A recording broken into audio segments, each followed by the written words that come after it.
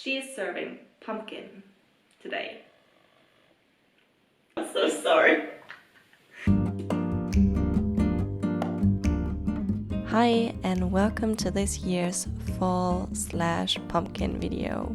I really looked forward to fall this year, and I don't know, I just wanted the cozy atmosphere, the candles, the leaves, the pumpkin, the coziness, all of it.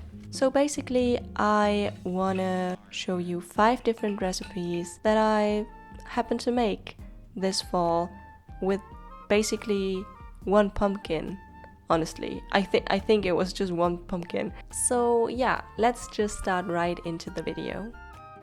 First things first, we have to do some prep work, which is making pumpkin puree. And for that I used this very cute little butternut squash this time.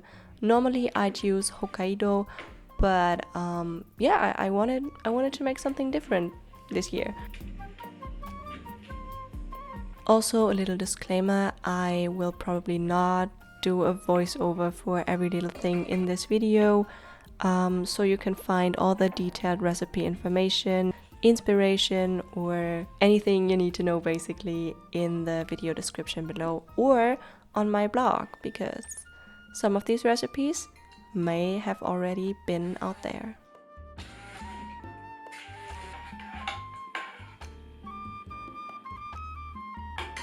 So for this first recipe, I'm gonna make a vanilla butternut matcha latte. I wanted to combine basically the coziness of a pumpkin spice latte with the amazingness of a matcha latte, and that's what I try to do here.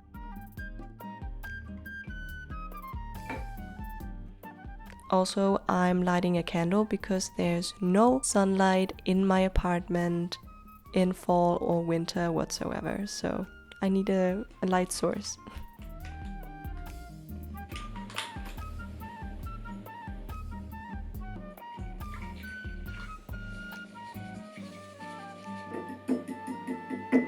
So yeah, then I just made myself a matcha and combined it with a sweetened butternut puree, and that's it. It was really good actually.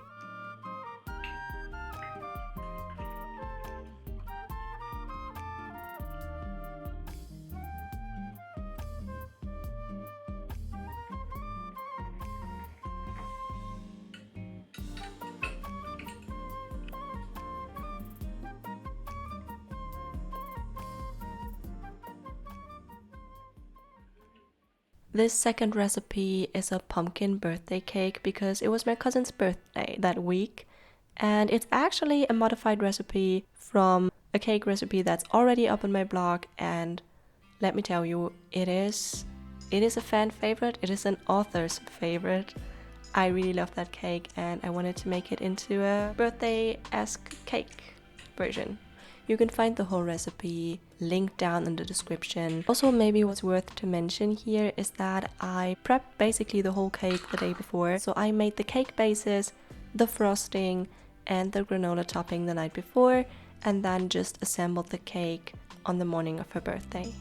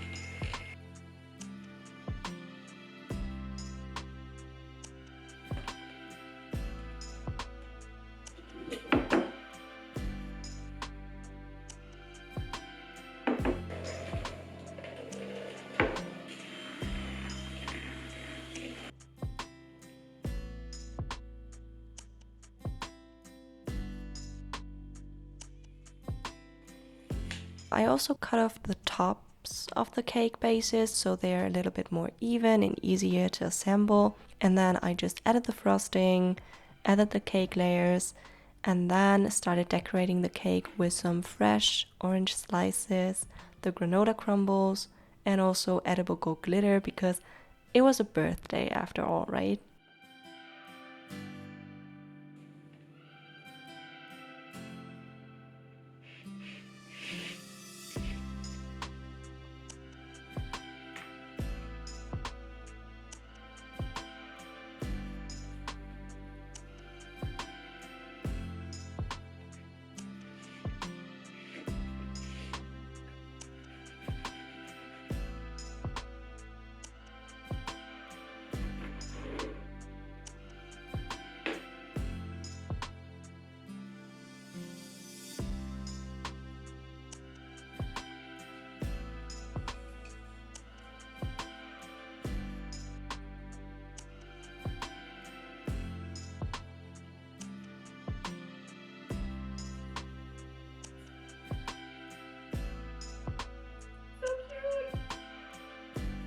You can also see me adding a wooden stick here. This is just so I could transport the cake a little bit more safely.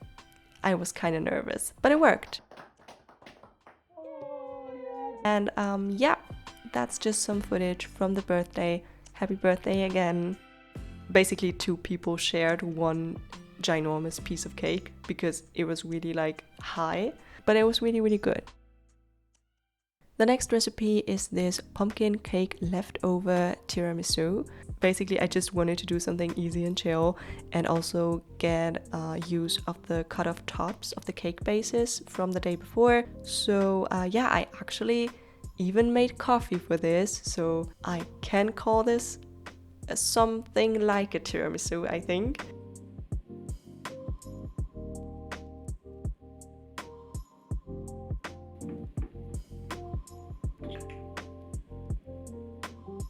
It's basically just the leftover cake pieces soaked with some coffee and then stacked with some sweetened yogurt because I had no cream, and then decorated with even more pumpkin cake crumbles and also some of the granola.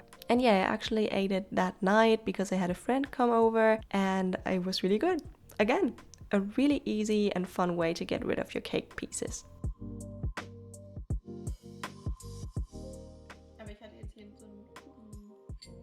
Ja, stimmt, da sind ja schon so Krümel. Ich löffel da erstmal Big Time rein, ja.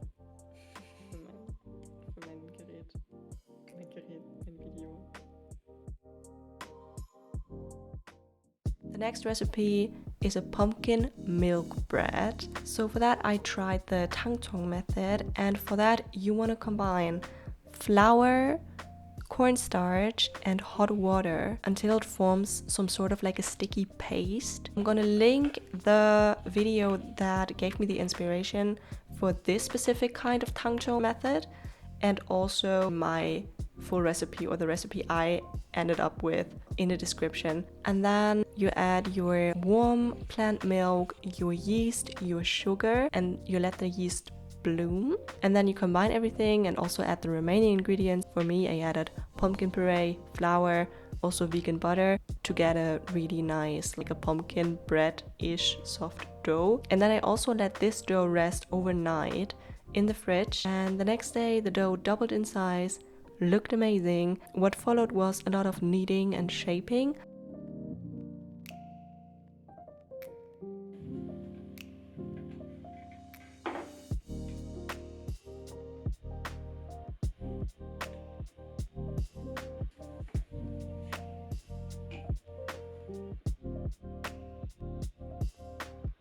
I did this like rolling method to form the dough into a bread kinda-ish shape.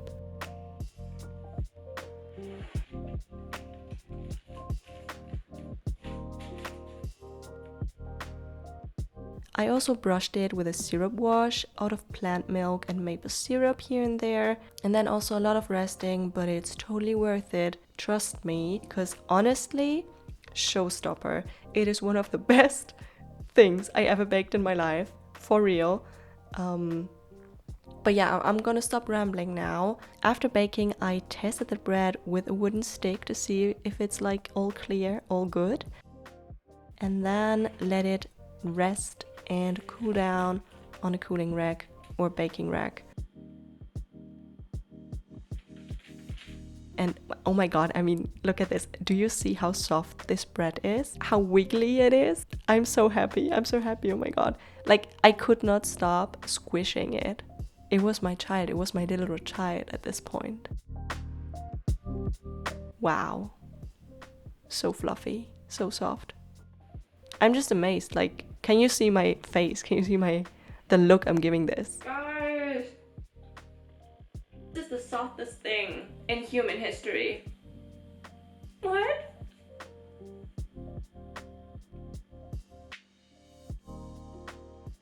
Also, this bread is really good toasted. It gets really crunchy and crisp. So I toasted up a slice and added some matcha butter.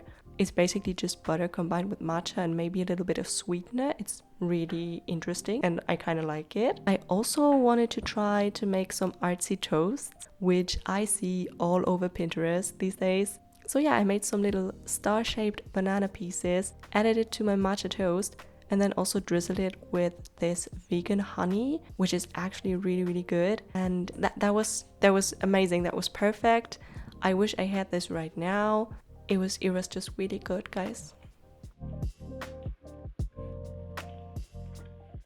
And for our last recipe, I made this pumpkin swirl super soft chocolate cookies, and it's basically an old recipe I had on my Instagram, and I wanted to try it after someone messaged me about it asking if it's like still working. And it's just a very easy gluten and grain-free recipe. It's basically just beans. You mix the water in a can of chickpeas with all the other ingredients. I had not enough plain almond butter, so I used this candied almond butter spread, and it worked fine. You can just use almond butter though, but yeah, it also worked fine this way.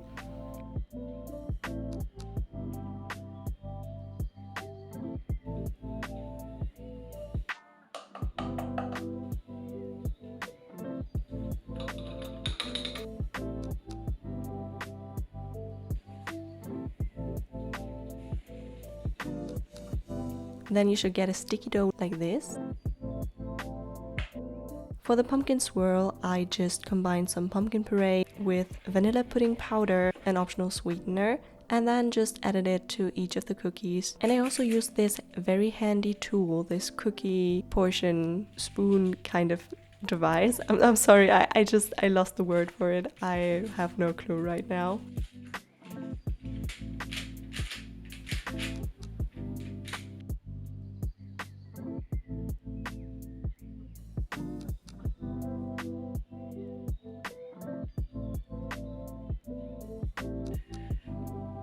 Then I baked the cookies. When you take the cookies out of the oven, they're gonna be super soft still. Actually, they're gonna be like super soft even when they cool. But yeah, when they're out of the oven, you can't really move them. They're very soft. So you have to let them cool for a while. And then I just stack them between some parchment paper because, like I said, they are very soft. So I don't want them to stick together.